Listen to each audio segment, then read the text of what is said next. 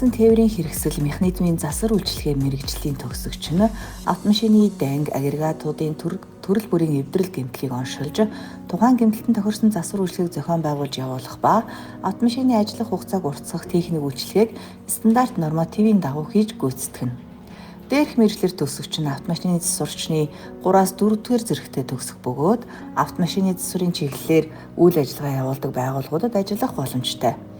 Мөн тус политехник коллежийн техникийн боловсрол олох сургалтын механикцэн тээврийн хэрэгсэл механизмын засвар үйлчилгээ мэргэжлэр шатлан суралцах ба шинжлэх ухааны технологийн их сургуулийн механик инженерийн сургуульд суралцах боломжтой. Автотээврийн салбарт механикч, мехатроникчоор ажиллана. Сайн байна уу? Намайг Бартаржи Амирдэн гэдэг. Би Монгол Солонгос политехник коллежийн тээвэр хэрэгслийн засвар үйлчилгээний ангид 2 дахь жилдээ амжилттай суралцж байна. За сайн байна уу?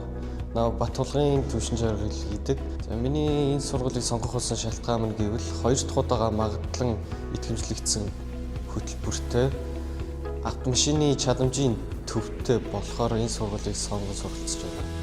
Магадлан итгэмжлэгдсэн хөтөлбөртэй сургуулийн давуу тал нь болохоор ур чадрын тэмцээн бол World Skill буюу дэлхийн ур чадрын тэмцээнд өрсөлдөх боломжтой. Тийм ч учраас дэлхийн ур чадрын тэмцээнд өрсөлдөхийн тулд одооноос би өөрийгөө бэлдэж байгаа. Манай мэргэжлийг сонгож суралцаарай. Манай мэргэжлийг сонгож суралцаарай.